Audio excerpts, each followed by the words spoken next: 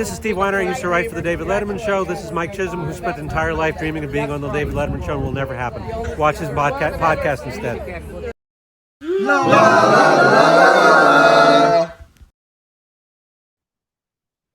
Welcome once again to the Letterman Podcast. My name is Mike Chisholm. Today's a really fun one. We got David Bianculli. I've talked about my love for Bill Carter on this show, and Tom Shales and some of these other people who have written about this art form that is television. And David Bianculli is a guy, 50 years he's been doing this, an absolute expert. And my conversation with him just as good as with some of these other, writers, authors who have come on here and had a wonderful, wonderful conversation about Letterman, and then all of the connections around Letterman. And David and I certainly do that today. We talk about all sorts of things. We talk about Fred Rogers. We talk about Andy Kaufman. Of course, the impact that David Letterman made on TV, Saturday Night Live, how all these things are connected to each other. His perspective is nothing short of expert, nothing short of educated to the nth degree. This guy has been writing about television for 5 decades. He's been on the radio on NPR with Terry Gross, Fresh Air for decades. And then he is also a professor at Rowan University. And, shout out to Allison Lips, by the way, TV historian Allison Lips, who's been on our show a couple of times. She's the one that made this connection. And I'm just so grateful. It was immediate. There was no pre-interview. We just had a phenomenal conversation. I'm going to shut up right now. The Letterman Podcast has one sponsor only. That is hello-deli.com. Rupert may not own the Hello Deli anymore, but he has hello-deli.com, where you can go and get official Late Show with David Letterman merchandise, mugs and hats and shirts and all that. You can also go to the Worldwide Pants website as well, where they have different stuff. So there's 2 places to get official Late Show with David Letterman merchandise, and the Barbara Gaines Show stuff as well, on the Worldwide Pants one. Without further ado, I present to you, first off, Happy New Year to everybody. And here is our first episode of 2025, my conversation with David Bianculli. David, I am so stoked to have you here. First off, Happy New Year to you, sir. You too.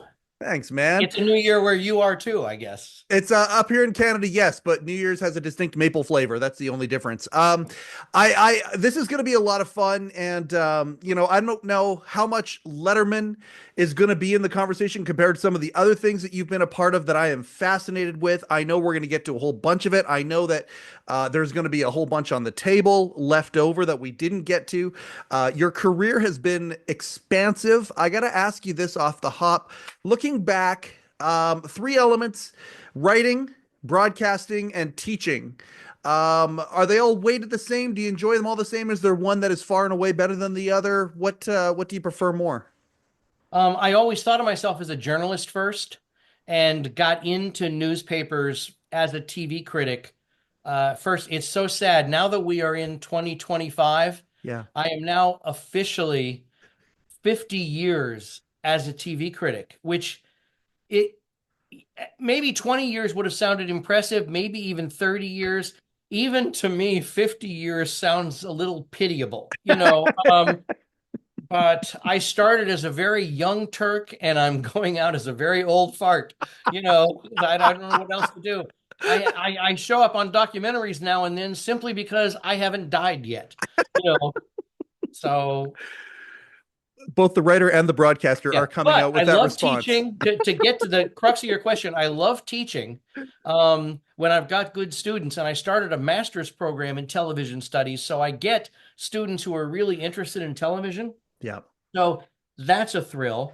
I sort of fell into the idea of broadcasting in terms of Fresh Air and public radio. I never had any designs to do that, but Yep. I tried to do it the best I can and had fun with it. And I love writing and love television when it's good. And so I've lucked out. Yeah. Well, and talking about that, like going back, growing up, reading, I believe his name was Jack Anderson, was the gentleman in Florida that you kind of looked at that. If I understand the story correctly, you kind of cracked the code before most people don't ever crack the code, where they look at something and they say, wait a second, you get paid to do that? Is there a way that I can figure out a way to get paid? It feels like that's kind of what happened with you, is that growing up, you saw something that you liked and said, well, no, I would like to be that person as well. Is that accurate? Yeah, it is. You hear that a lot with actors Yeah. where they see something in terms of an onstage performance or a movie and they think, I want to do this. Uh, with me, it was just reading this and being interested and thinking, yeah, I can write about this and I can do it. And it's only because I was so bad at math that when I decided to make it a profession, Uh-huh. there were only like, 200 TV critics in the whole country. Yeah. And I figured that was like four per state. Yeah. So that to me seemed like really good odds. That's how bad I was at math. Oh man. See, that I love that logic right there though. That is the logic of whimsy going, well, wait a second, there's a spot there for me. Yes, yes. You know, and to go back to something that you talked about, you and I were linked together because of one of your students. And I got to tell you, from my perspective, hosting the Letterman podcast, I love talking to the millennials and below because they have such a different perspective. They don't remember life before the internet and some of these other things, and some of the younger ones even, they don't remember life before streaming. And to hear their perspective on something that I enjoy so much, and I'm very, very, very down the rabbit hole when it comes to this. It's fascinating. So listening to Allison talk about her perspective on Letterman and Conan and all these things, to me is nothing short of fascinating. And it's an iron sharpens iron situation. The medium of television, you get to see that evolution from not just the breadth and width of your experience, but also from the new perspective of the young ones who come into your program. That must be fascinating to you. It's also instructive. I mean, Allison Lips was a student of mine. It may have been 15 years ago now, Yep. at Yep. least 10. And she was so good then that when she went back and got a couple of degrees, I invited her to come in and be an adjunct. Now she's taking the master's and she's going to be teaching for us again, Yes. exactly because of what you said, the new perspective that she has, but she has a respect and an enthusiasm for the older stuff. When I wrote a book on the Smothers Brothers Comedy Hour back Mm-hmm. in 2009 or something, Mm-hmm. and I wrote that after I had been teaching about the Smothers Brothers for about 10 years. And I realized in teaching it that these kids were like tabula rasa, a lot of them coming to Yeah. it. And so I had to say, no, this came out the same year as The Graduate, but I had to say what The Graduate was. I had to say, no, John Kennedy had a brother named Bobby, and then he died. And all it's unbelievable, Yep. but you do have to do this. And for a short period, I began to worry that maybe everybody is stupid and that what's the point of even teaching anybody anything? Yep. And then I realized, no, you're just coming into the pool at a different time. And as long Yes. as they're diving in, I get to be the one to introduce people to Ernie Kovacs or the Smothers Brothers or Letterman. And it's so much fun. Yeah, and and just talking to Allison, it's very, very clear how much fun is a part of it, and fascination. The late night talk show genre in itself, goes down the rabbit hole you're talking about here in its own unique way because obviously with the monologues with the guests, both musical and in entertainment or of the day or of even human interest, all of them are time capsules. And every year that goes by with these things, so for people who when they do dives into late night, they get a glimpse of what it was like, what day-to-day life was, what acceptable things were, even the most controversial things that happened on any late night television program at the time, whatever it might have been, were elements of that day and everyday life of that time period. And that's one of the things that I find very enjoyable going back into Letterman stuff because, seeing these current events, some things that are completely different, but some things, of course, history repeating themselves or some Mhm. things that have stayed the same just with a new lens. Yeah, it's Mike, you're so right. And it goes all the way back. With Letterman, I loved showing some of his early stuff, some of his daytime stuff, Yeah. but also the show when he returned after 9/11, as being just brilliant broadcasting. And then I would show Craig Ferguson, his first show after his father died. And it's Absolutely. like, all right, look, these are real people who can occasionally be serious and help you as a viewer, no matter what your age or where you're from. But the historical continuum of it fascinates me. And uh, I started so early as a TV critic that I Mhm. got to interview, Steve Allen and Jack Parr, and then in group interviews, uh, Carson and Letterman, everybody else. But I mean, it's like uh, it really is a time capsule that you can't get anywhere else. And when Dick Cavett is another perfect example. You really get a sense of what was going on in the country when you have him sitting there talking to anybody. Mhm. It's just great.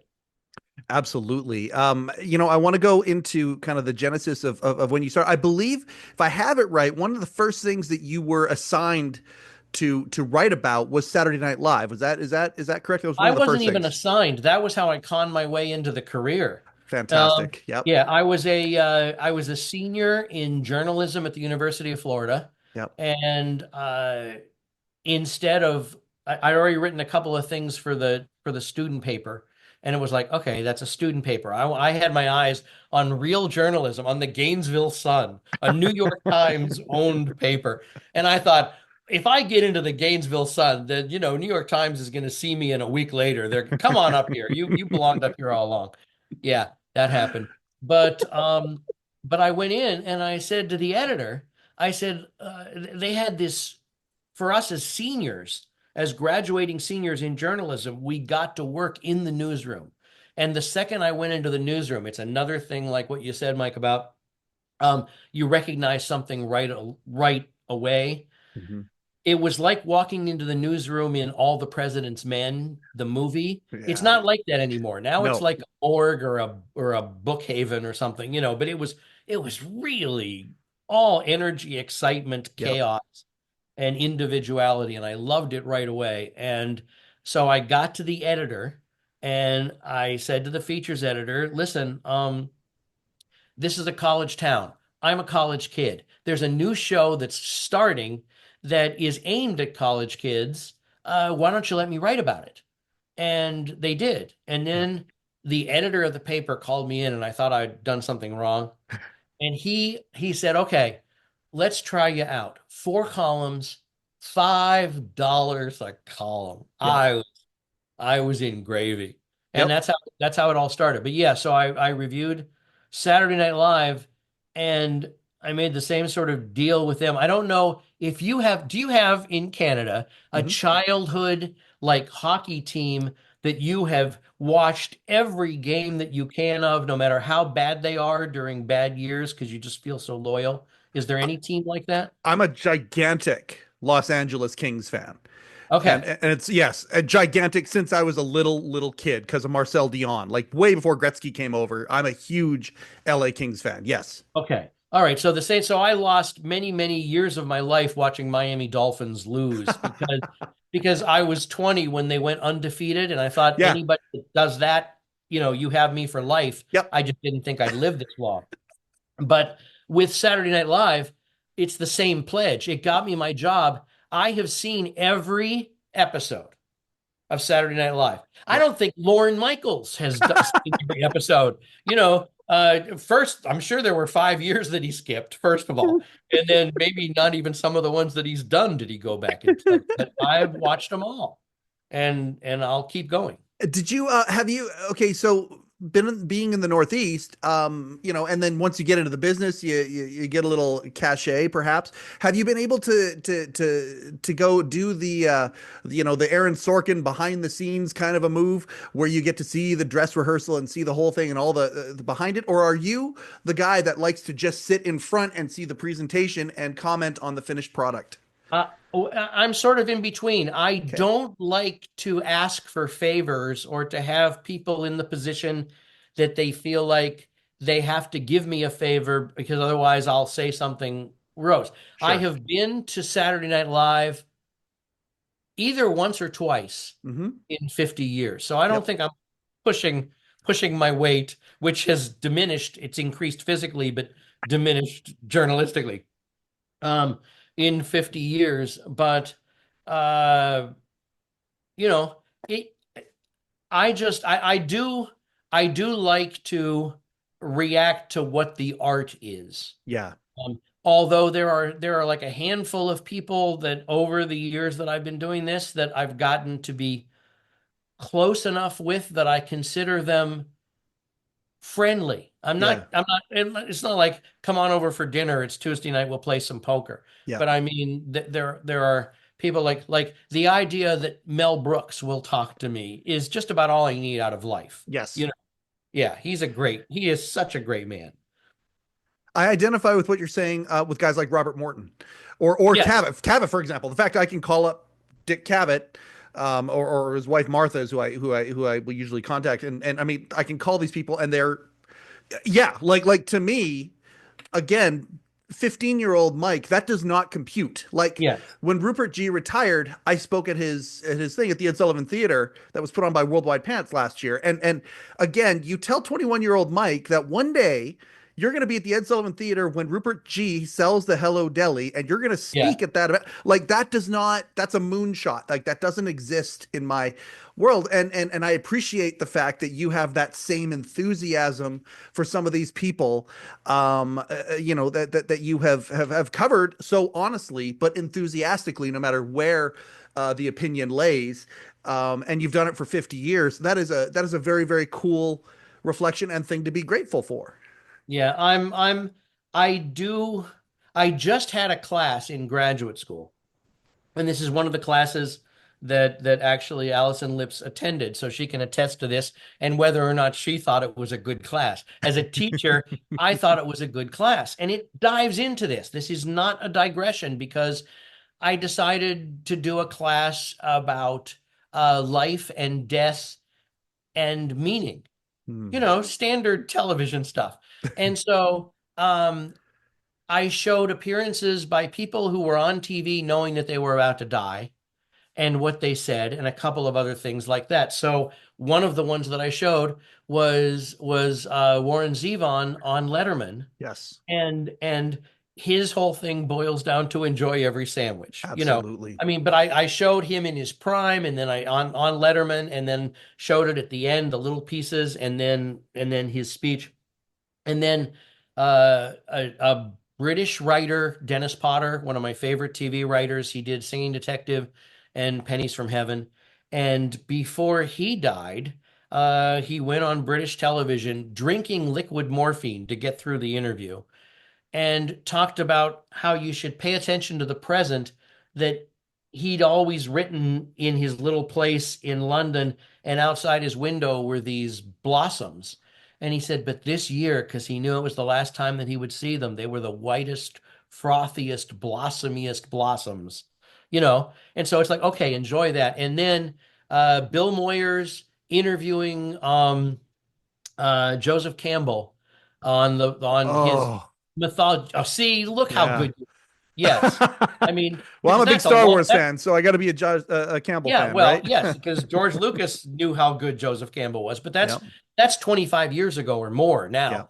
Yeah. And so I showed pieces of that and showed pieces of him deconstructing um uh Nietzsche's Thus Spake Zarathustra introduction, which I then said sort of was the basis for 2001 with Mhm. Clark and Kubrick, and then showed pieces of that, and then went finally after showing some of the pieces that uh, Dennis Potter wrote as he was dying on a literal deadline, the miniseries, little Mhm. pieces of that haven't been shown in this country nationwide yet, but I showed them.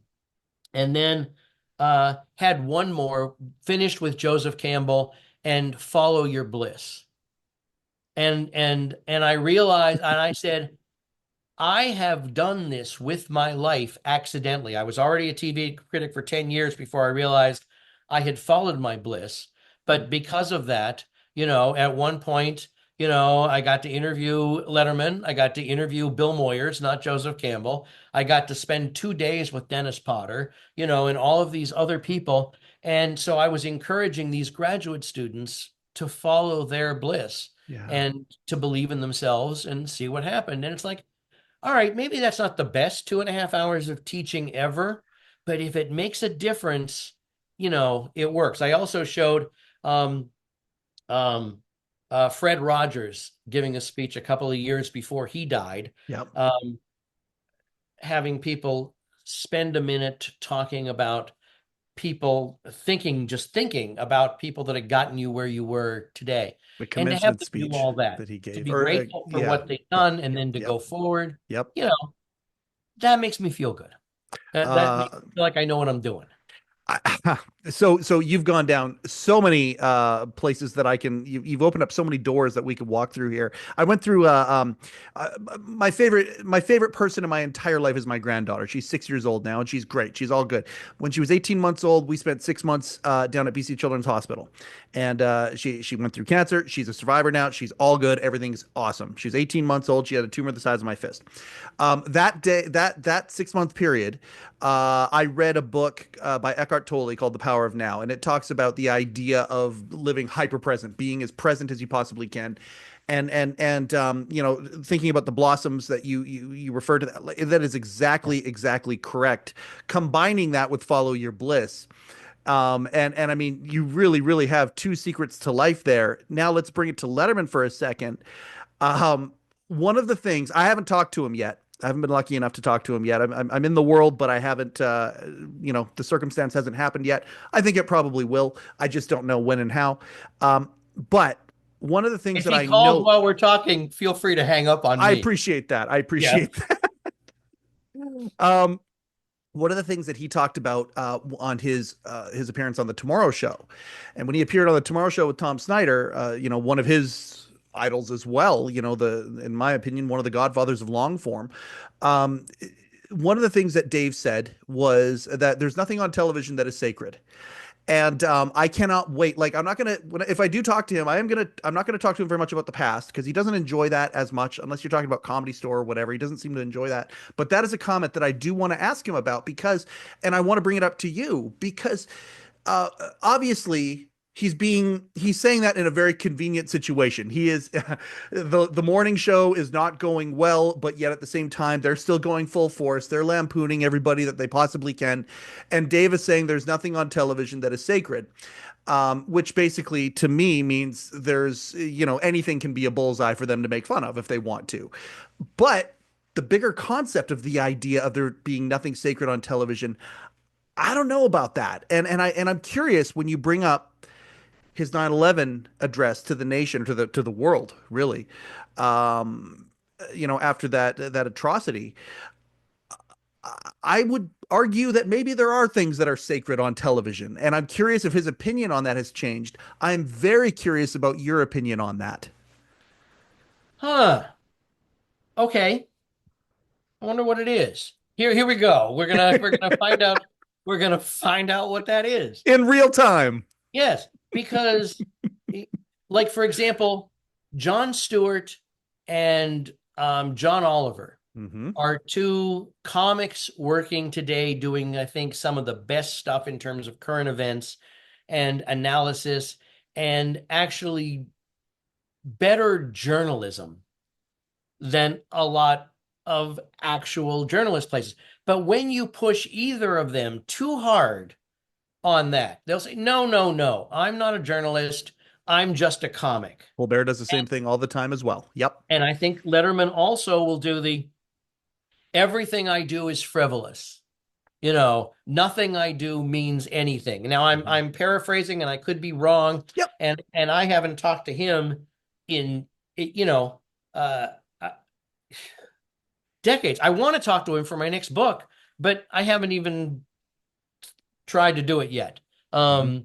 But we did exchange actual letters going back and forth over enough decades that maybe, but maybe not. But the idea was I don't want to presume that I'm speaking correctly for him, but the No. way that I interpret him Yes. is that he will say reflexively and honestly, nothing I do means anything, makes any difference. but I would say then why do you spend so much time making so much of it as good as you possibly can? Yeah. And and I think that on days such as right after 9/11, he knew. I mean, he had to know that he was helping an entire nation. I mean, that's such a daunting idea, you know. Um, Yes. but it was one of the finest moments of television, Mhm. and it was because it was only partly prepared and it was partly from his heart. Mhm. And I look back at all of these late night guys, and Jack Parr was best when he spoke from his heart. And everybody had their own different approach to things. But I do think that yes, that there is importance. First of all, the idea that Letterman took elements from Ernie Kovacs, took Mhm. elements from Jack Parr, and certainly from Steve Allen, and yet somehow either refurbished them or made them his own, but did it in a style of, we are going to deconstruct this form. We're not going Yeah. to destroy it, but we are going to point out that we know what the elements are. We're not going to paint over the grooves. You're going to Mhm. see how it's put together. And just nothing delighted him more, I think, than real life going unexpectedly. Mhm. Yep. When he had a guest on who would make him laugh because it wasn't a celebrity guest, it was just some goofus Yep. that, just said something unexpectedly. And he delighted in that. I think that we have been living in a deconstructed talk show era for about 20 years now, Yep. thanks to Letterman. Do Yep. you agree? 100%. Okay. 100%. Because, yeah, the idea that he invited the audience to be part of the club. See, I was in high school when Saturday Night Live was like this as well. And I do want to go back to the idea that you started writing around the time of Saturday Night Live, and Letterman shows up a few years later. And to Yeah. me, those two, I love the comparison between the two franchises because there's obvious links. But there's also a cultural links where they would go away and come back to each other. But both shows were the type where I was walking through the hallways, whether it was in junior high or senior high, and you would make eye contact on, if it was Saturday Night Live, Monday morning, Hmm. because somebody did something on SNL on Saturday night, 2 nights before, and you see each other and you make that comparison. You say one word or two words. Letterman, in my opinion, made that a reality with everybody who watched it, who was part of the club. They were now included in this process that you're talking about, which to me, I mean, I'm saying this as a 48-year-old man, that was sacred to me back then, Hmm. because it was connection and community. Never mind all of the higher gravitas stuff you're talking about, the things that had massive gravity to them. To me, it is sacred, and the idea that these guys uh, poke the balloon and pop the balloon by saying, "Hey, I'm just an entertainer." Good for them for being able to do that, to take the pressure off so they can keep doing what they're doing. But to me, it is a very sacred. There are moments of sacredness, I guess, is probably the better way to say it. Now, when you talked about being a young kid and having that be so important, I have two Canada specific questions for Yes, you. sir. Yes, sir. All right. One is, at the same time that Saturday Night Live was coming out, Yep. so was down here in the States, SCTV. Oh man. Now, Yeah. because it was from Canada, Yep. did you guys diss it like a home club and you didn't want to give it the credence, or did you value it more? That's my first. Two answers to that question. For me personally, it was Yeah. sacred. Like whenever, one of the things, if you go on Don Giller's David Letterman YouTube channel, he's got a compilation that has the entire run of everybody who had any association with SCTV and David Letterman all the way from the morning show all the way up to the end of Late Show. And I think it's 7 parts, and I think each Yeah. part is 90 minutes. I was under that camp. So if John Candy was on Letterman, it was like an extra special thing because Yeah. he was on there. But that being said, there's also this thing in Canada where when somebody goes across the border and does well, like a Jim Carrey or Mike Myers or whatever, there's this kind of national pride sort of thing where we take ownership and vicariousness and put ourselves in the pocket of these people, so we can, it's an interesting thing. And so SCTV, when you would see that, people will be like, "Oh yeah, this is pretty good, pretty good." But then John Candy goes out and makes a big movie and something. Oh, now he's made it. But I never saw it that way. I always saw STTV being the same with Tom Green, same with Kenny versus Spenny or some of these other things too, where something inventive happened in Canada. Like when the Kids in the Hall. When I realized the Kids in the Hall wasn't just on CBC, but it was actually playing down south as well. Yeah. Oh my God, did I love that? So for me, growing up, whenever there'd be some sort of a mashup between SCTV and Letterman, it was a massive thing. So there's the answer to the first question. All right. Second question. I'm Yes, sir. glad you remembered there were two. You're good at this. Is now, did I remember what the second one was? Yes. Monty Python Oh, in yeah. the States didn't show up until after it ended in England. So it didn't show up on public television until 74. It started in, I think, 69, Yep. if I've got those years right. When did you get to see it? Because you're part of the Commonwealth. Yeah, so I'm a 76 baby, okay? But I Okay. remember Flying Circus from childhood. Just like Okay. SCTV, I remember it from childhood. I don't remember the CBC played it somewhere along the way. I've always known Flying Circus. Like the Lumberjack song, I've Yeah. always known that song. I can remember it back into being kids at the elementary school singing it on the playground. Because my whole pop culture continuum is I go Beatles, Monty Python, Saturday Night Live, SCTV, Yep. Letterman, and then on. Yeah. And so it's like, okay, I see where all that stuff leads into everything else. Absolutely. And I think that there is a through line, and yes, I could not agree with you more. Yeah, this is a Hey, fantastic this is fun for conversation. me. Is this giving you anything that you want? Everything. Are you Okay. kidding me? No. I dig this. When I do this show, and very obviously, I'm not doing it for anybody else except for me. Yeah. And if some people want to join in and an audience form, that's We fantastic. call those conversations where I come from. That's when podcasting showed up. I had the same exact same. See, I never had that aha moment. I probably would have gone into broadcasting if that would have been the case, but broadcasting doesn't hit as much as Letterman said. You know what? There were no other talk show hosts other than Johnny at the time, and the unlikelihood of him going and doing what he did back in the day. If I would have had that moment of clarity where I want to do what I want to do, it would have been Tom Snyder. But when Tom went back to Late Show and they tried to resurrect in a on a big stage the art of long form, it came across like what people considered to be talk radio. It wasn't the popular thing. It wasn't and don't get me wrong, he had an audience and it did work. But when you compare it to podcasting now, where the appreciation of the art of conversation is so on the forefront of pop culture now, again, it was just me growing up at that time. It wasn't there the way that it was. That being said, for you at that time, you started with radio early on. Like your affiliation with Terry Gross started early, right? With NPR and all that. Do I have it right? Yeah. 85, is that early? Well, I mean, when you compare it to what podcasting is now, because I would Yes. say that NPR certainly holds the torch of the celebration of conversation, of the art of conversation. I would submit.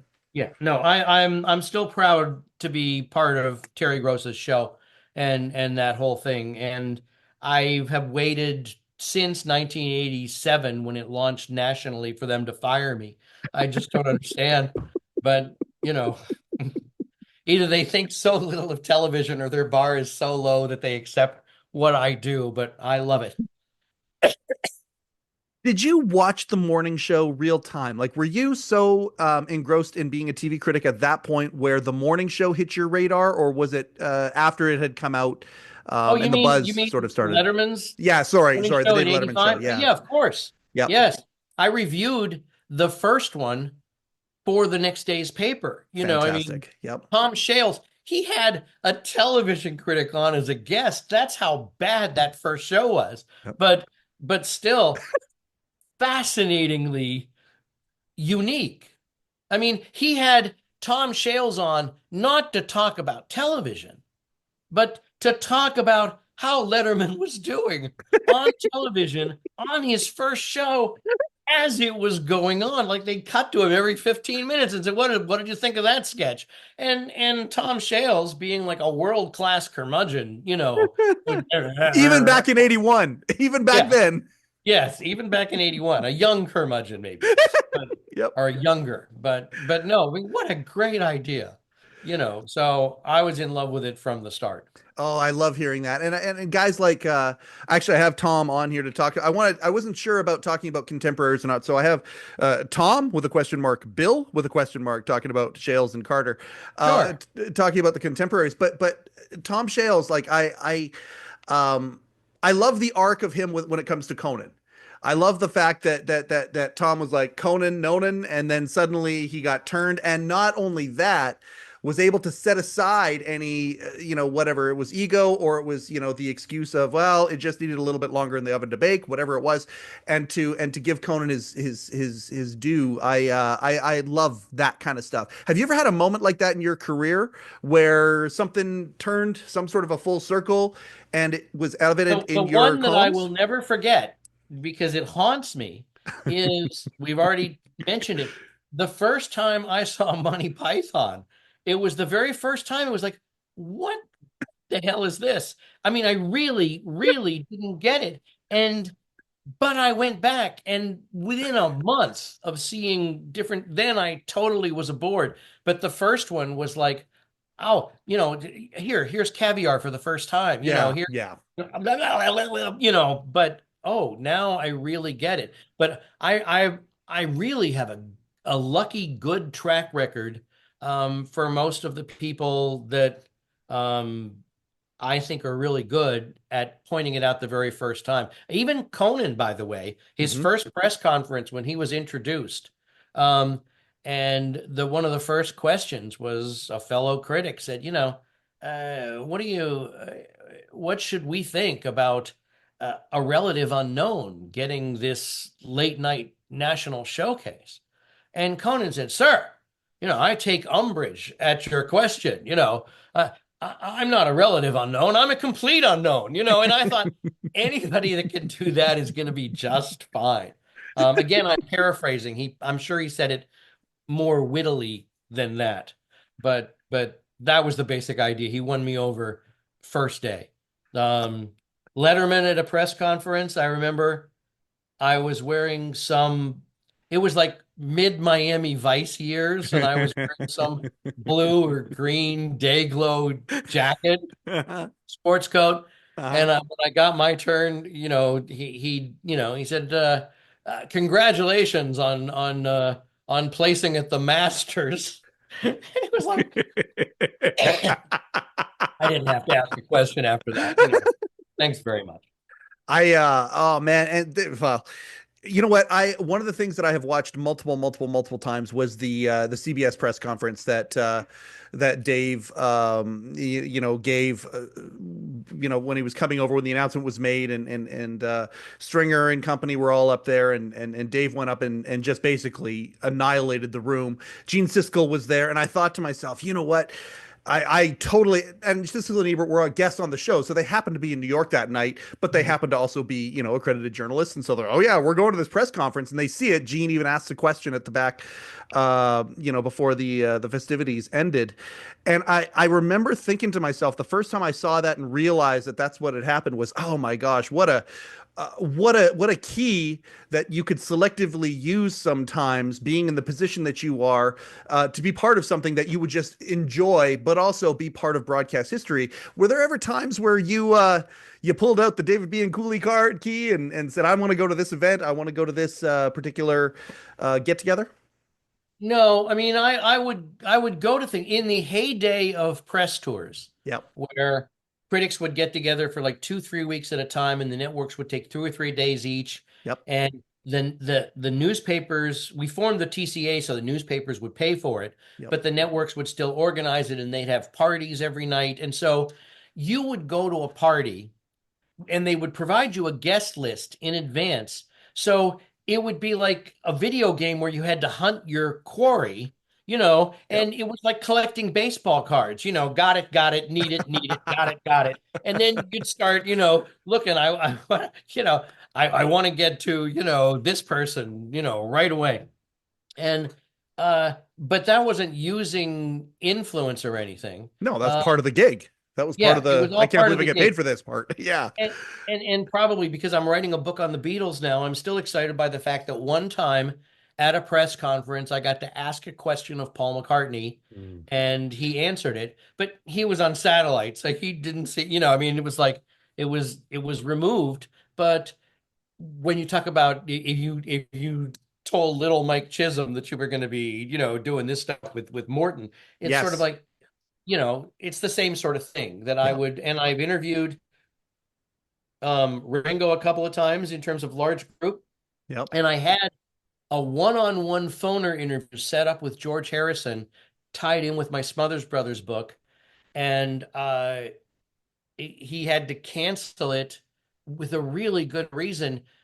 He'd just been stabbed. That was, the home Oh my invader that God. came in, you know, and it's like, well, I've had lots of reasons for people saying I'm not going to be able to be interviewed, but it was like, well, no, he's recovering from a near fatal attack. All right, okay, My that'll. God. But Let's I go down the realize I rabbit probably hole. shouldn't have said that out loud. That's No, no, the no, no. This is great. Let's go down the rabbit hole of the Beatles a little bit because obviously a good friend of the show and friend of mine now is where is he? Where is he on the show? There he is. There's Will Lee. So Will Lee, of course, yeah. Fab Foe and Jimmy Vivino, who was Conan's band leader, forever. They're part of Fab Foe, and the Beatles is a huge. There's obviously huge Beatles connections with Letterman as well. Going to the Ed Sullivan Theater, having the special that they had, the anniversary special on the stage of the Ed Sullivan Theater.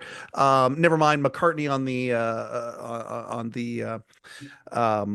why is the word going away from me right now? The awning outside, the marquee. There we go. Oh yeah, Performing on the marquee. yeah. I'm curious about what your Beatles book is about. Where's the take that's coming on this bad boy? It's called See the Beatles, and it's about the visual artistry of John, Paul, George, and Ringo. And it's Oh, that it's is cool. collecting together their television appearances, the movies, the album covers, the photo shoots, the individual lithographs and drawings and things that they did, basically things that they did themselves, things that they commissioned, Yep. things that they acted in or took part in to show. My thesis is that they were as creative and as non-repetitive art visually as they were musically. So Fantastic. that's what I'm trying to do. I don't suppose I don't even know. There's no Peter Max influence. You talk about Peter Well, Max with Yellow certainly. I mean, Submarine Peter, stuff. the whole thing that goes down to the Beatles Saturday morning cartoon show is where Yellow Submarine actually came from. And if you go back and you see bootleg copies of the original Beatles cartoons on Saturday morning, Yep. as I have, um, like the little video that they do to promote Eleanor Rigby has some scenes in it that are very close to what are done in the Yellow Submarine theatrical movie version of Eleanor Rigby. And so it's like, oh, so I'm taking deep dives into that sort of stuff. It's probably something I've wanted. I've wanted to write something about the Beatles my whole life. I've done a lot of fresh air pieces on them. Yep. I I still hold out hope that I may be able to get to talk to Paul and Ringo before my deadline, but I haven't even officially asked yet because I want to have all Yeah. my ducks in a row Yep.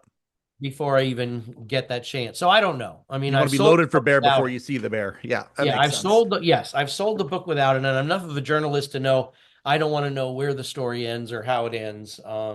But so interesting to me to go down those rabbit holes. And even I have like Judd Apatow talked to me about his Yellow Submarine spoof in Walk Hard, Yep. the Yep. Dewey Cox Yep. thing. And it's because Yellow Submarine frightened him to death when he was a kid. So Yeah. Oh yeah. he wanted to do, his version of that. And I talked to Ken Burns about it, and I talked to Ron Howard, who's directed, so I'm gonna try to get to filmmakers and photographers to talk about the visual stuff. The only person close to the circle so far that I've talked to is Klaus Vormann, who, Mhm. of course, did the Revolver album cover and has known them since, the early days. But as for Fab Four, I have to. I've only seen them maybe 20 times at this point. I absolutely love those guys. Aren't they incredible?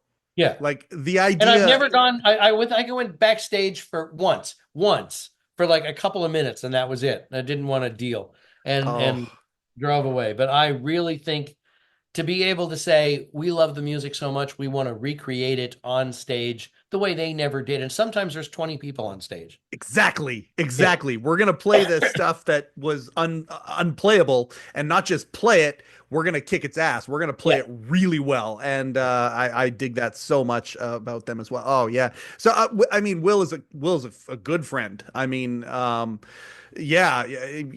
The next time you go see them, hanging out with him afterwards will be a lot of fun if you decide to go down that rabbit hole. So It's my my my sort of fill the moat, raise the drawbridge approach to being a critic. I don't want to. I don't often think of doing that sort of thing. I yeah, get enough enjoyment just from the enjoyment. sure. Um, Well, but and the TV critic though. I've thought about interviewing him as well. And the engineer at Fresh Air is a close friend of his too, and has worked on stuff with him. And so I have an in, with him. But privately afterwards, if you want to talk to me No, about, well, we're okay, making that happen for sure. okay, Wait till you just even see his shrine that he has. You want to talk about the visuals and the things that he has?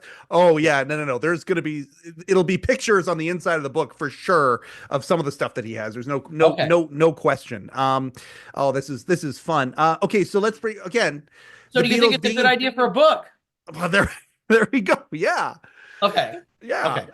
Um, the inclusion of the Beatles here, I love that we went down this place because again, everything that you kind of put together, all of these things that kind of are tangentially connected, the Beatles are right involved in that. You look at Saturday Night Live as well, like Yes. Lauren and Paul. If the public would believe the impression out there, they dine often together.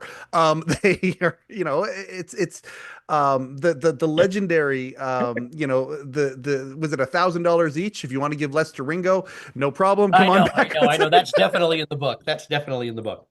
Um, let's go back to the morning show. Let's go back to some Letterman stuff. I do want to talk about Fred Rogers. I'm glad you brought him up. I did want to bring up Fred Rogers again. We'll get to that. Okay. My access to Letterman, I think it probably started my love for broadcasters probably started with Fred Rogers, even though I didn't accept him as a broadcaster. I was way too young to kind of even understand how to dissect these things. Fred to me talked to me like I was the only person in the room, and or my friends and I were the only people in the room, and he talked to us like adults in a simplified way. But to me, he was a broadcaster and a teacher, and I love that about him. Um, so I do want to talk about him, and, Absolutely. and his appearances on Letterman were fantastic. You worked in the Philadelphia area, like I mean, I'm super curious. How often did you encounter Fred in your daily life? He knew who you were, obviously. Were you friendly with him? I was born in Pittsburgh, Yep. and so I watched Josie's Corner, where he was a puppeteer locally, and then when it launched in Pittsburgh, I was following him, and there, oh, Whoops. Sorry about that. Live That's radio, okay. live podcasting. Yeah, yeah, Um, yeah. I dig it. so basically, uh, I didn't get to know him until I was at the Philadelphia Inquirer in the 80s, and he came into town, and I followed him around for a day, and we hit it off, and um, something happened in terms of public events while I was still shadowing him in terms of current events, and Ted Koppel called him from Nightline, and I was in the room and asking him to be on that night's show to talk about this issue or that issue. And this is when Nightline and Ted Koppel were like one of the biggest things around. Mhm. And he said no. And Ted Koppel explained that, well, you're in Philadelphia. We can just go to the ABC studio, hook you up. It'll be no problem. And he said no, because you're on at night at 11:30, and I am scheduled tomorrow morning to meet a class of preschoolers, and I owe them my rested self. And I thought, so I wrote that up. It's like, okay, he is not faking whatever you've seen on TV all those years. And we ended up, uh, um, I only interviewed him a couple of times, Yeah. but enough so that uh, when he died, his widow um, mentioned some of the things that he had said about me and recommended me to be on the Fred Rogers Advisory Council. And so it was my honor to do that for about a decade, and with some of the people that had worked with him extensively and other people that were carrying on his stuff. Again, I was like, I feel like my whole life is that drawing of which of these is not like the others, and I'm like, what the hell am I doing here?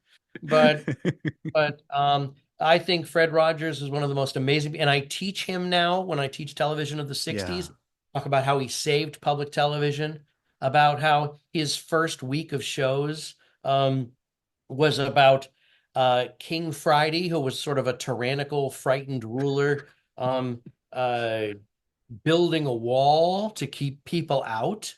And then I show the part when he asked PBS, when it was just public television Mhm. starting, for an evening show to talk to the parents as well as the kids about something that had just happened. And he does, and he has little Daniel Striped Tiger, the Mhm. puppet, asking Josie, what does assassination mean? Yeah, You exactly. know, and those ended up in the Morgan Neville documentary, which I ended up in because of this stuff, Yep.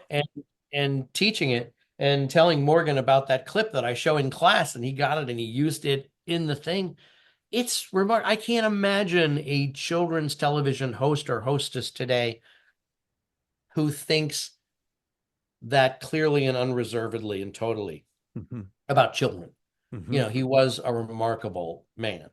And I go back to his appearance for sure, maybe appearances, but I think the one appearance that I keep thinking of on late night.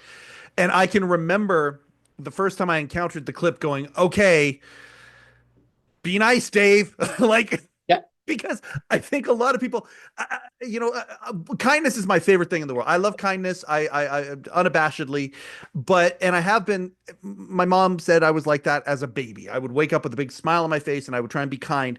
But the one thing that I have learned growing up with that disposition is similar to what you talked about with with Koppel. Well, no, no, no, you don't understand. It'll be very easy. Like sometimes kindness gets mistaken for naivete, and Mhm. I believe that Fred Rogers, when he runs into cynicism, many times that would be a move that cynical people might. So I remember watching Dave and Fred, and again thinking, "Oh, you better be nice. You better be nice." And it was such a delightful Yes. exchange between the two. Letterman was maybe a titan of broadcasting at that time. Fred certainly was, but these two broadcasters at the highest level with completely different orbits mixing and watching those two interact was fascinating to me. I wish that I could somehow figure out a way to have that interaction with Dave at this age and Fred Rogers, I think that would be a fascinating Oh, exchange between these two because again, the perspective is just yeah. it's The stuff that mind-boggling. he's doing now on Netflix, I was going to ask you about that. Yep. yes, his perspective is so special, and it is deeper. If you hear any noise now, it's because I have a dog that has just come in to let me know. Outstanding. Dogs, So, dogs, dogs trend well. People like okay. watching the dogs that appear randomly on the show more than they like me. So this is great. Okay. But you think of Letterman different with different personality types and at different points in his career. Yes. And one of the things that's amazing about him is he's consistently malleable, which almost sounds like a contradiction. Yeah. It's like, Yeah. I mean, he can be mean to Joaquin Phoenix and it's hilarious and it somehow serves that interview and serves Joaquin Phoenix and what he was trying to do at the time. And then he's so nice with Fred Rogers. He lets Cher bully him, and Hmm. somehow that's perfect. Yep. He knows what to do. There are times where just as a viewer, and I may be making too much out of this, but you can like almost point to specific moments and say, oh, this is when not only you discover something about them, but they crystallize something about themselves. I think I show Johnny Carson with the Ed Ames tomahawk throw as like the moment that he grabs Ed Ames's uh, arm and doesn't let him take the hatchet out. Yeah. It's like that's when I think he became Johnny Carson. Oh, I love that. He leveled up in That's that when he very said, moment. no, He leveled up. let this do not hasten the end of Let it this. sit. Let it And he sit. just sits there and he just sharpens his two axes and lets the humor build and doesn't say anything for a while. And then he's got some killer ones by the time he starts saying stuff. But it's like, oh, look, that's Johnny Carson, Yep. really young. And Letterman, with the fruit basket to GE, you know, he's got, I don't know what's in that basket, but it's pure gold. Yeah.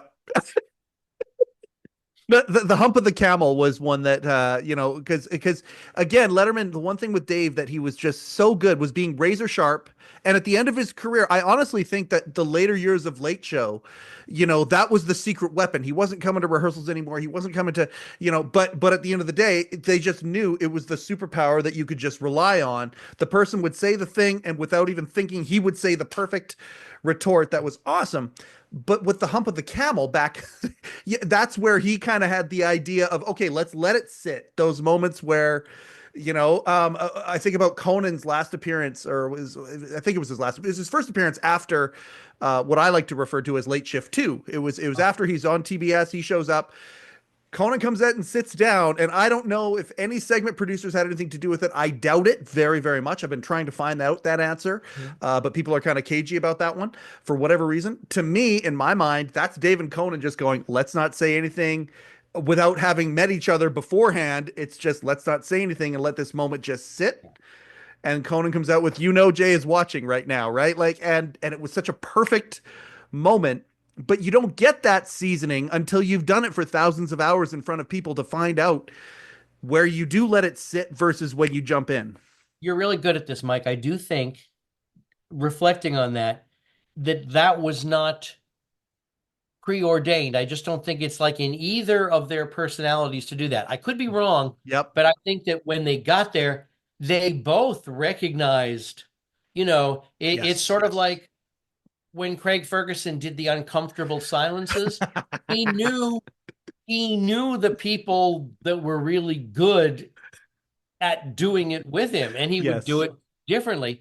But I think they both recognized, oh, let's sit on this. Yep. And then they're both thinking, what do I say? What do I say? What do I say? What do I say? And Conan, uh, it was the old hit it out of the park one. Absolutely. I love that you brought up Ferguson. I appreciate that. We've on this show here, we celebrate kind of everything worldwide pants.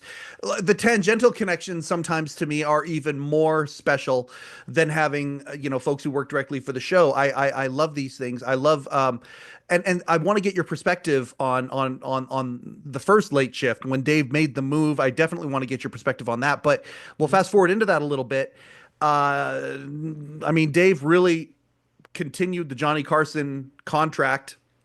He came into CBS's Powerful Dave, where it took Johnny 20 years to become Powerful Johnny the way that he did. Dave walked into it, owned 2 hours of network television in late night. I do not believe that will ever happen again. It was an albatross. It was one of those unique moments that just won't happen again. But it gave us. It does. Lorne Michaels will pull it off. Well, oh, you know what? Fair enough. Fair enough. That's a very, very good point. Lauren's probably the closest thing to the example of that. That's a great point. But Pants having late show, allowing Ferguson to do what he did. To me, my golden age of late night is actually later on than a lot of people's. I actually really loved Letterman, Ferguson, and Conan. And thank God for the invention of the DVR by that point, because, I was able to kind of keep up with that in real time. But the idea of Ferguson being there and making the joke all the time, the awkward pauses were incredible. Like you say, him coming out and being able to experiment with the idea of, okay, do I wear a tie? Do I not wear a tie? Okay, now the monologue's going to go to basically me just riffing on a couple little points here off the top of my head. We're going to, again, reinvent the format again. As we saw when Conan took over The Tonight Show, networks don't really give a lot of air for experimentation with that kind of time. Leno got it. He had this 18 months and they gave him room, but you don't see that very often anymore. I believe that Ferguson got a chance to become Ferguson because it was a worldwide pants production. Mm-hmm. No, you're absolutely right. And he didn't just get to invent himself because he hadn't done this before. Yep. He got to reinvent himself and then reinvent himself. By year 3 or 4 on Craig Ferguson, he's got a robot sidekick, cadaver. Josh Robert Thompson, by the way, who's been on this show, who is Brilliant. An incredible guy. Anyway, yep. Yes. Yeah, keep going. But they recognized, this is more than just a one-off. This is a two-off. No, this is a regular thing. No, if they could have spun him off like Max Headroom, they probably would have, Shout out to Morty on Max Headroom. Okay, so let's go back to when the late shift did happen. And again, I mean, it's called. We can even talk Snyder if you want to. I love Tom Snyder. I love Tom Snyder. Yeah. Well, and really, at the end of the day, part of it, like, I mean, we can rope in Tom as being sort of part of the late shift, and I mean, the echoes to these things are just, you almost can't write it. Dave takes over for Tom. Dave walks across the street. Dave brings Tom to have him show up. Larry Sanders predicted the whole thing a year previous. Like that's just crazy. Brilliant. It's brilliant. Crazy. Yeah. And I think that was Letterman making such, like, hiding it in plain sight. Like, he was thinking that way and said, okay, don't tell anybody. Tom Snyder, don't tell anybody except it's on HBO at 9 o'clock at night. Wow. Baffling to me. I still talk to Morty about that. Morty, he has the award because on the show on Larry Sanders, the whole premise was that Larry and Dave were at the same award show, and the award that he has, Morty, I don't know if he showed it on camera when he showed up on this show or not, but he has it. He has the. Oh wow, that's like one of my favorite. Oh, I love, what a souvenir. What an excellent souvenir that would be. I did an art gallery thing in New York once. They asked me to curate a history of television. And so I asked a couple of people that were friends of mine from business to do what artists would do and say, hey, lend me one of your Renoirs or this. So Tom Fontana lent me the snow globe from the end of St. Elsewhere. And Fred Rogers' widow sent his sweater and sneakers. They have more than one pair. I would assume. Rod Serling's daughter sent me his typewriter. Ernie Kovacs's son sent me his old scripts. And, I was like, this is fun. Oh, I love that stuff. Like I this little corner of our studio. I have a men's mental wellness podcast that I shoot on the other side, but this little corner of the studio here, I literally when I sit back here, I feel the energy. I feel the energy off that bridge. I feel the energy off. That's the very first Emmy folder for the David Letterman show, for the morning show that they got when with the telegram inside it and all of that from when they got nominated for the Uh-huh. morning show. I feel the energy off these relics. I don't know. I'm certain it's a placebo of some sort, but yet at the same time, it still works. You still feel it. I love that stuff. Have you collected stuff over the years Uh, that you enjoy? not as much as you would think. I Yeah. mean, I don't have I have first editions in terms of literature. Oh, those are When I fun. got to know Kurt Vonnegut, I got him to sign some of my the first editions that he had done. Yeah. And but I really don't like to intrude on that sort of stuff.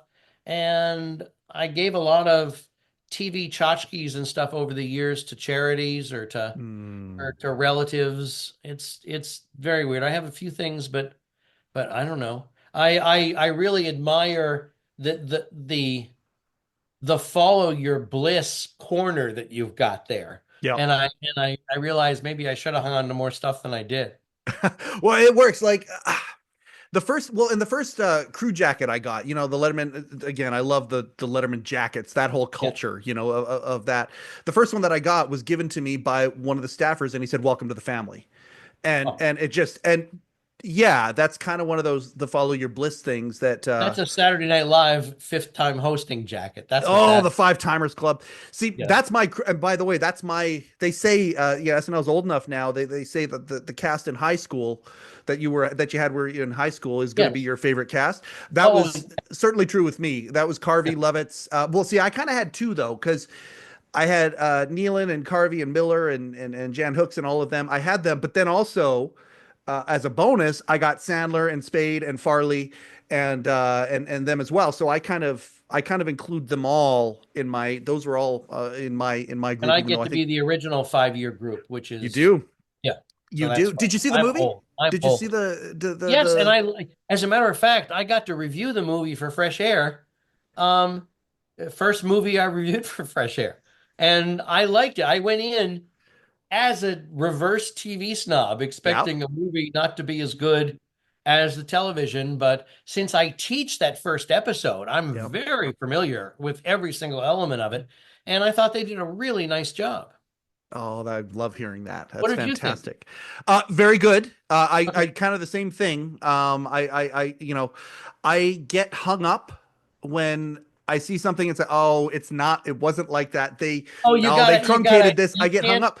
I didn't in you that one. can't In that pick one, your nit. I let it go. Yeah, no, Your it nits at the door. Leave your nits at the door. I mean, yes, I just saw the Bob Dylan movie, yep, and it's sort of like, well, no, they said that at Manchester, not at Newport, but it's like, it's fine. yeah. It's fine, And I think that movie, the suspension of disbelief gets you enough where you don't nitpick or whatever. I'm a huge Andy Kaufman fan, Mhm. massive, massive Andy Kaufman fan, and again, here's another one of those people who fit into this culture that we were kind of talking about. Is Andy Kaufman? He fits right in there, even though he's a part of Yeah. all of it.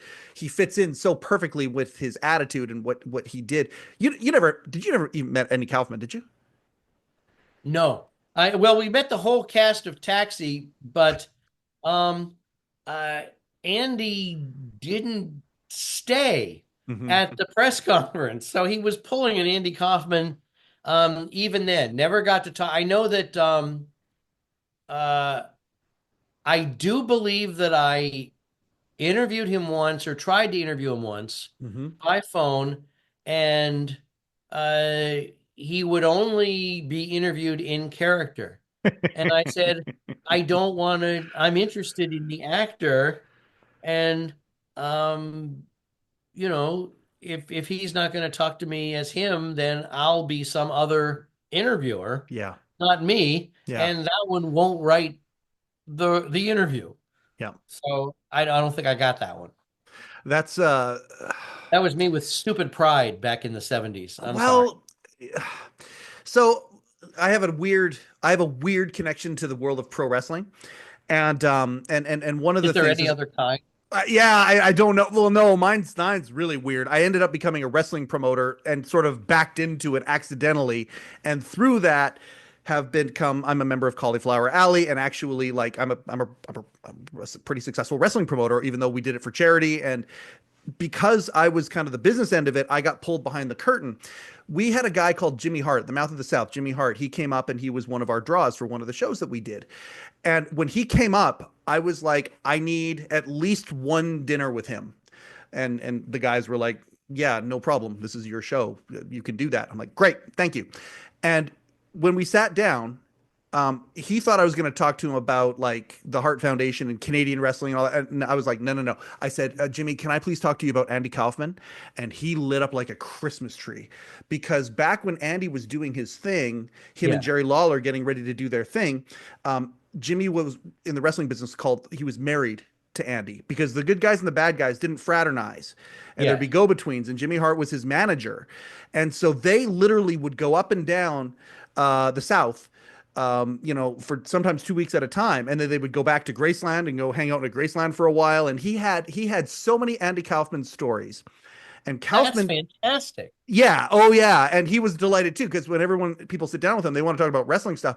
I was like, please. And for 4 hours, he gave me Andy Kaufman stories. And many of them have never been told. Jimmy Hart, the Mouth of the South, loves they were good friends.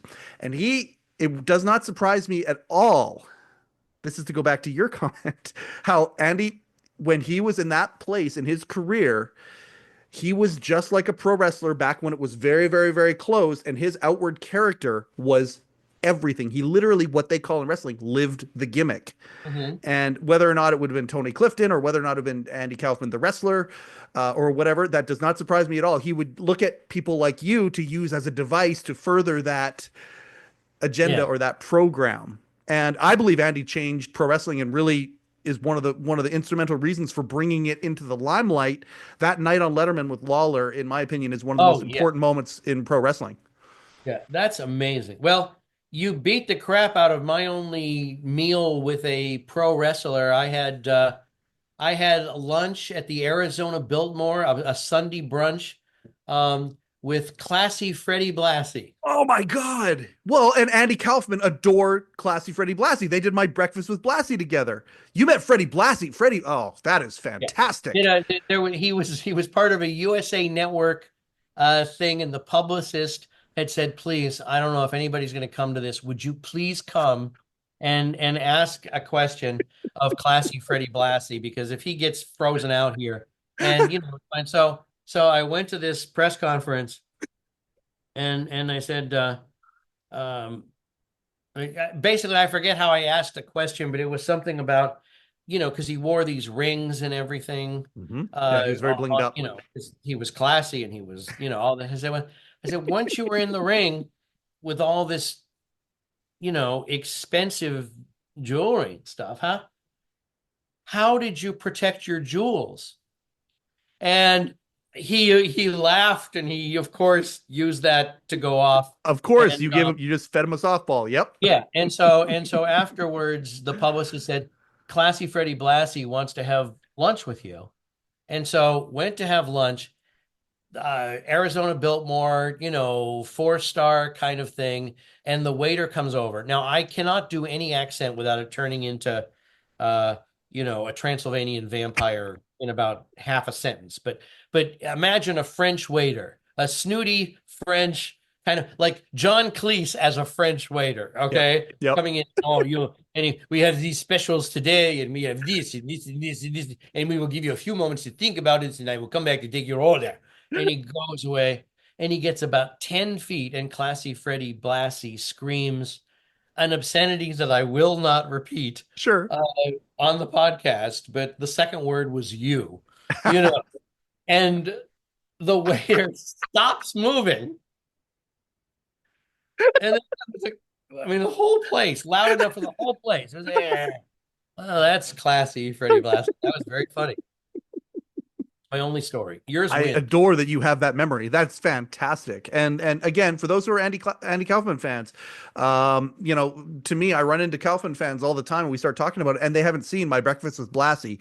I highly, highly recommend watching My Breakfast with Blassie if that's the case, where Andy and Fred share a meal, share a meal together, and it's really, really funny stuff in the way that Andy Kaufman is really, really funny because he plays it straight. They both play it straight, and it's I just saw a clip on YouTube Mhm. yesterday that I had not seen since the 70s.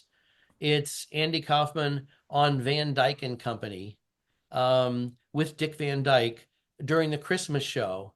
And Dick Van Dyke just sort of turns it over to him. Yeah, And it must go for 9 minutes. yeah.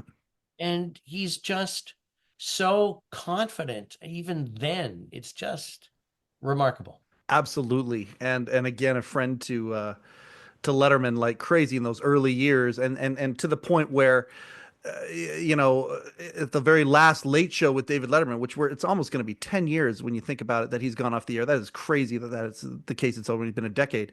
But during the last show, where they're showing clips very similar to Johnny Carson's last Tonight Show. Mhm. They're showing clips all over. Andy Kaufman, one of the handful of clips that they show in the very last Late Show with David Letterman was an Andy Kaufman clip. And I mean, Andy died in the mid 80s. And yet here we are, 20 years later, 25 years later, whatever it was, still celebrating, some of these things. I want to talk about Dave through the years. You've always been unabashed. Like, I mean, I've listened to some of your on with Terry Gross on her show talking about some of the things. You loved him right from the start, right up to the end. Were there ever any dry Yeah, I spots know. I where? mean, I loved what he did when he did the Olympics with his mom. That was, I guess, was that 88? I forget what year that was. No, I think that was when he went over to CBS. I feel like it's 92. But 92? Okay. or, no, It 90, was one of 96 those maybe. 4 years, Anyway, but yeah, I one don't of those, or remember. 94 maybe. Yeah, one of those years. But it was like so much fun using his mom the way he would have used, what, Calvin DeForest or Yeah, whoever, Calvert. Yep. Yep. yes, you know, all of these people. I don't think he ever made a wrong move. And then, you know, you think, okay, his career is over and he wants now. Johnny Carson walked away and did not come back, Hmm. but Letterman found a way to. And the things that he's following his bliss. He's like, I'm going to talk to people that I find interesting. Yep. And my job is to make them interesting to you, or at least to make them interesting to you because I'm interested in them. Yes. And the YouTube stuff, the YouTube, not YouTube. Um, The stuff he's doing with Barbara Gaines, the Barbara Gaines I show. know, yeah. It's fantastic. So, no, he hasn't. There are some people like I know Ken Burns pretty well, Yep. after reviewing his stuff for 40 years now. Yep. And there will come a time where he will do something that I really don't like. And he's totally prepared to have me say it, and his world will keep revolving. It's Of not going to be a course. big deal. But, Ken Burns is one of those guys that has never let me down. Letterman's another, Yeah. just the sensibility. What I love about the Beatles so much is that individually as well as collectively, none of them wanted to keep doing what they were doing successfully. Yeah. They always wanted to challenge. They always wanted to do something new. They always wanted to go to another horizon. All Yeah. of them. Yeah. That's remarkable. And I find that among the artists that I really, really love, whether it's drama or comedy, scripted, unscripted, whatever it Mhm. is, um, they don't just hit the same note, time and time again. Yeah. They keep doing different things. And you think about Andy Kaufman, Kaufman is going to be still pointed to as an original, just the way David Lynch and Twin Peaks is. I have that on this card as well. I'm a big Twin Peaks fan. Yeah, as I mean, well, but and the you've done. idea is, and when you realize that's 90, that's 35 years ago now. Yep. And still, when somebody wants to reach for something that's really strange, they still go to Twin Peaks for the vocabulary. Yep.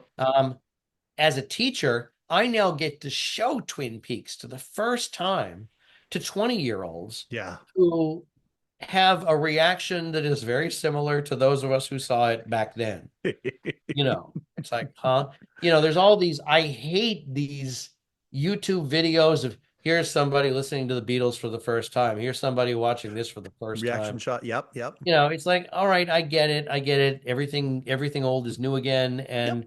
But it's just, of course you're going to be dumbfounded if you've never heard, Abbey Road medley before. Yeah. But I don't know that you should make money off of that. Well, I mean, and these timeless things, like I think about my 6-year-old granddaughter, she knows how to sing "Hey Jude" already. She'll sing "Hey Jude," and it'll become the gorgeous earworm that it is, and do that to a 6-year-old now in 2025. Remarkable. And these are these timeless things that we're talking about here. We could do this all day. I would love to do it all day. I want to have you back. I want to do this some more. Oh, but we're at the out. I don't want to be. It's okay. No, invite me back another time when you get really desperate. But thank you. I do want to ask this question though. Okay. One thing that actually, it's a segue from Will Lee. Actually, now that I think about it, I asked him about the idea of being a studio musician for so long, and then doing the Letterman gig for so long, and being able to kind of keep up with current music. And he talked about how back in the day it was so organized. You had the labels, and you had you knew what was coming out, you knew when it was happening. It was all very, very, very streamlined. Even the indie stuff and the alternative stuff that was there, you could kind of keep it all in. You could get, and I remember that being a television viewer, the VCR and the DVR of course became essential for that.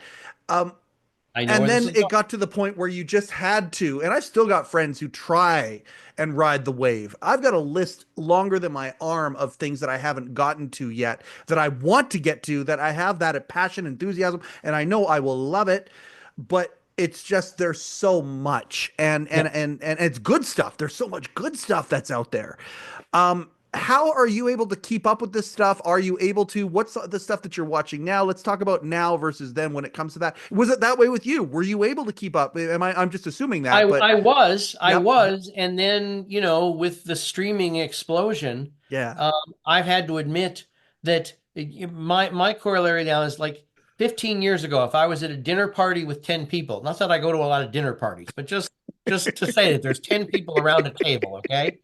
They don't have to be friends of mine. It doesn't have to be social. And we say, what's your favorite show that you're watching right now? Yeah. I would know all 10 of them and be fluent. Now I ask that of 10 people. I'm guaranteed that there's one I haven't seen, and there's a good chance it's one I haven't even heard of. Yep. That's how fractured it is. Yep. I still watch more television than any human being I know. Yep. And I'm contacting Guinness to see exactly who my competition is globally. But there is no keeping it up. When I do a top 10 list, I make clear it's not the best 10 of the year. It's the top of the things that I've seen. Yep. I have to limit it. And so what I'm watching right now is, I've already seen 5 different series that are premiering the first week of January, reviewed 2 of them in a review that ran yesterday, wrote one just before talking to you that'll run next week, a Western miniseries called American Primeval by Peter Berg, who did Friday Night Lights. And love Peter Berg, yeah. Yeah. And then after that, there's a PBS documentary. And then after that, there's the 4-part Saturday Night Live Morgan Neville documentary. So those are my next viewing. But I have to be organized enough, talking about the Arista and the different labels, to know what's coming. I mean, that takes me a long time, culling from all sorts of different sources. Then I have to get access to them in advance. Yep. And sometimes each one of these networks has a different password protected website that if you haven't visited it in 2 months, they make you re-register for being a non-user. And I say, well, make better programs. I'll visit more than once every 2 months. And that doesn't work. Anyway, we will talk more. I had a great time with this, and I love how passionate you are.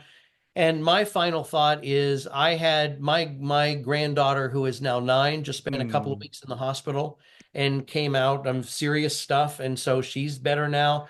And I know both the relief that you feel and also before you were a grandparent and everybody told you how great it was, and yeah. It really is. Oh, It it's the really, best. It's the best yeah. job ever. And her going through what she went through, and again, being introduced to Power of Now at that point, that's when I really learned how to be present. And I mean, I say this to people: if somebody would have told me 3 weeks before that they would have put a series of contracts in front of me and say, "Mike, sign here. If you sign right here, you will see your granddaughter at least once a day, at least for a couple of hours every day for 6 months," I wouldn't have even thought twice about it and said, where do I sign?" And you know, you go down there. Sometimes a blessing comes. My wife and I wrote a book about the experience, and one in her part of the What's book, the name of the book? I'm not aware. oh, it's called. I'll send you a copy of. I'll send you a copy of. It's called "She All right, Changed I'll Me." I'll trade you book for book. We'll deal with this I would afterwards. love that. But Okay. anyway, one of the things that she said in her part of the book, she wrote half and I wrote the other half, and it was lessons that we learned going through what we did with my granddaughter, with Alara.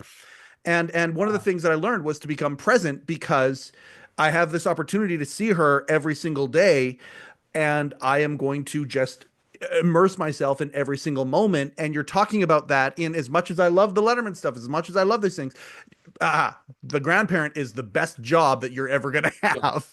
And I got to immerse myself and be present in those times. And so hearing you, I'm very grateful to hear that your grandchild's on the other side as well. Everything's good. Everything is great. And on New Year's Eve, did a contest where they had to perform different tasks. I was already in bed, the hell with New Year's Eve, but there was a task where you had to spin and then recite a Beatles song, a Beatle title, song title, then spin and do it again and do it again and be the last person standing. She was the last person standing at age 9. There you So my go. work here is done. You know, Absolutely. yeah.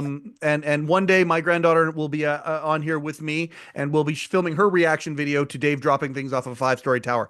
It's going to be great. David, I appreciate you very, very, very much. I appreciate you becoming a fan of Jack Anderson back in the day and realizing it's okay to be enthusiastic about this stuff and being the Pied Piper leading the charge. So guys like me could read that and have the permission to be excited about this stuff the way that you are. And 50 years later, you're still doing it. You're still that excited. Thank you so much for your contribution to the commentary of this art form that we all love so much. That, in fact, you know what? I think we answered the question. It is sacred, because sacred is also a perspective, and to me, it is sacred. So thank you very, very much for doing what you've done, and thank you for coming on the Letterman podcast today. Well, thank you, and right back at you. And thanks to Allison for getting the two of us together. Absolutely. All right, Could keep not up the agree good more. work. Thank All you, my right. friend. I'll do a real quick outro and then we'll say our goodbye Okay. privately. All right. This is why we do the show. I say that so often, and it's true. This is exactly why we do the show. The art of conversation, getting this enthusiasm together, people who enjoy this stuff. Thank you so much. Happy New Year. I got a lot of stuff planned, or we got a lot of stuff planned for the Letterman podcast in 2025. Very excited about it. We are going to have the 10-year anniversary of Late Show ending. Dave going off the air for broadcast television anyway, for the last time. We're going to celebrate that. We got a lot of good things coming up. This has been another episode of the Letterman podcast with Mike Chisholm. Coincidentally, I am Mike Chisholm. Thank you and good night. Overcoat and underpants.